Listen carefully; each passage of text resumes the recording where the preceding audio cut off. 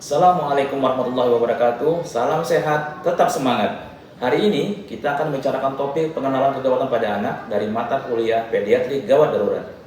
Mahasiswa diharapkan dapat mengidentifikasi kegawatan pada anak, dapat menggunakan pendekatan PAT atau SAGA untuk mengidentifikasi kegawatan pada anak, dapat menentukan organ yang mengalami kegawatan, dapat menentukan tindakan awal sesuai kegawatan. Anak merupakan individu yang berbeda dengan dewasa. Anak memiliki keterbatasan menyampaikan permasalahannya, serta memiliki anatomi dan fisiologi yang belum sempurna dibandingkan orang dewasa. Nah, bila anak memiliki masalah, terlebih lagi kegawatan yang mengancam dirinya, maka ekspresinya akan sangat terbatas. Maka dari itu, kita sebagai seorang dokter harus mampu mengidentifikasi lebih awal permasalahan tersebut. Identifikasi awal pada kegawatan sangat penting untuk menentukan diagnosis, tata laksana, dan prognosis. Pendekatan yang kita gunakan adalah PAT, Pediatric Assessment Triangle. Dalam bahasa Indonesia diadaptasi menjadi SAGA atau Score Assessment Gawat Anak. Terdapat 3 komponen utama yang kita nilai, hanya mengandalkan penglihatan dan pendengaran, tanpa harus menyentuh anak tersebut terlebih dahulu. Apa saja komponen tersebut? Ada 3. Pertama adalah A, appearance, tampilan, bagaimana tampilan anak tersebut. Kedua adalah B, breathing, bagaimana usaha nafasnya. Yang ketiga adalah C, circulation, bagaimana sistem sirkulasinya. Nah, ini adalah gambaran daripada segitiga PAT atau segitiga asesmen gawat anak. Kita lihat di sini. Ada tampilan, usaha nafas, dan sirkulasi.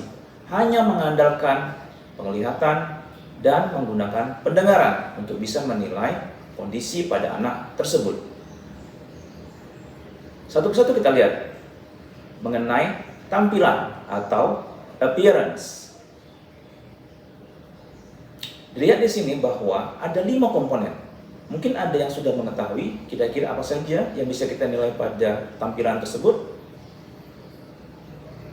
Baik, di sini kita bisa melihat adanya tonus ototnya bagaimana, interaksinya bagaimana, kenyamanannya bagaimana, pandangannya bagaimana, suara atau menangisnya bagaimana. Dan masukkan dengan kondisi di sini adalah apabila anak mengalami tonus yang melemah atau hipotonus atau meningkat, berarti tidak normal. Interaksi, biasanya anak akan mau diajak berbicara, sekarang tidak lagi, berarti ada gangguan interaksi. Biasanya anak kalau misalnya didatangi oleh orang tuanya atau orang yang kenalnya, dia akan menjadi tenang, tetapi ini tidak, berarti tidak normal. Anak memiliki pandangan yang kosong, tidak ada arahnya, berarti itu tidak normal. Kemudian suara atau menangisnya tidak sesuai dengan yang terjadi pada dirinya. Misalnya anak sedang lapar, menangis, diberi susu, dia diam.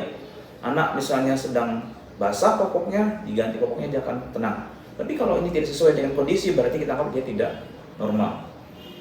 Berikutnya adalah usaha bernafas atau breathing.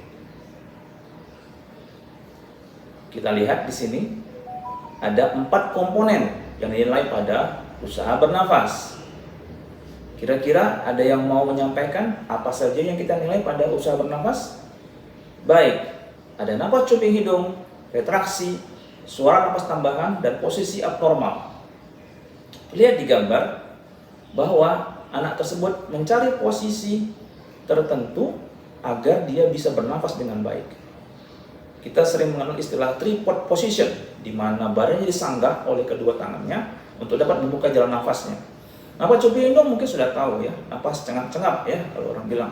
Kemudian retraksi, tarikan dinding dada. Suara napas tambahan, kalau kita bernafas seperti biasa tidak ada suara nafas yang lain, tapi kalau terdengar bunyi krok-krok, rek-rek-rek atau nging-nging, artinya napas tambahan, berarti ada usaha nafas yang terganggu. Berikutnya adalah C, circulation atau sistem sirkulasi. Nah, kita lihat di sini ada 3 komponen yang akan dinilai pada sistem sirkulasi. Kira-kira apa ya 3 hal tersebut?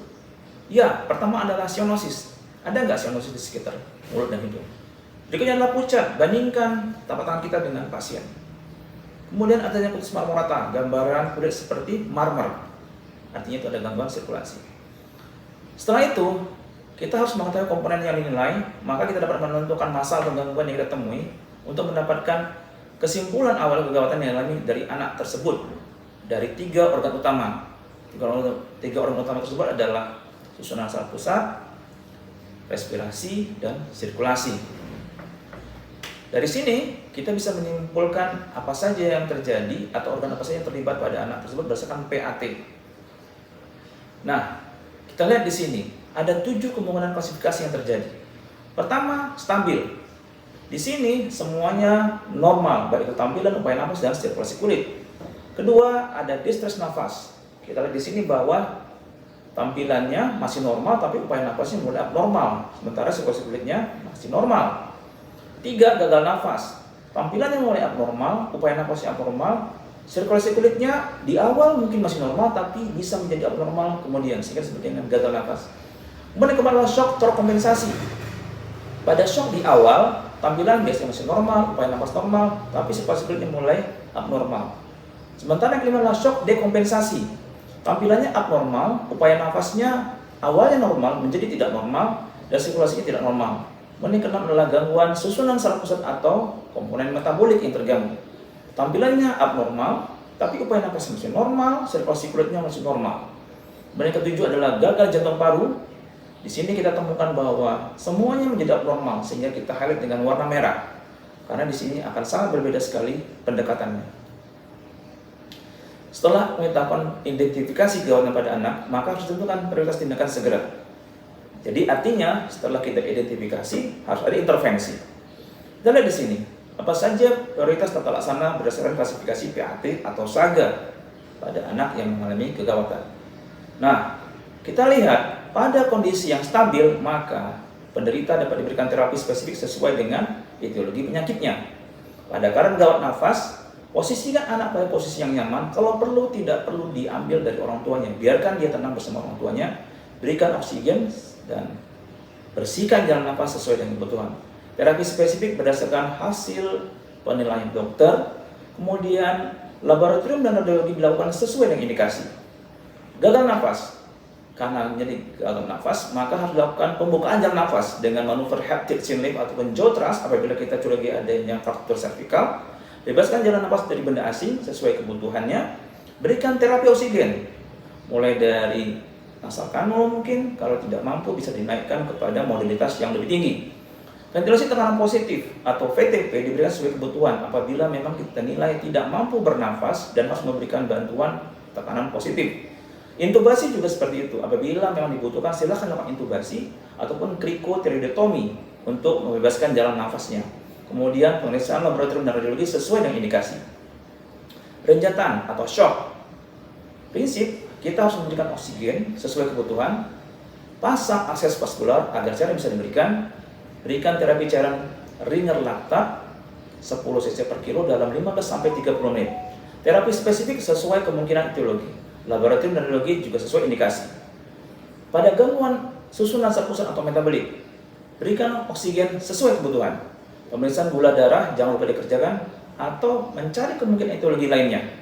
Karena biasanya anak sering mengalami hipoglikemi. Kemudian pemeriksaan laboratorium dan radiologi juga sesuai dengan indikasi. Nah, terakhir, gagal jantung paru. Karena di sini sudah terjadi kegagalan pada sistem saraf pusat, respirasi, dan kardiovaskular, maka kita harus melakukan bantuan hidup dasar.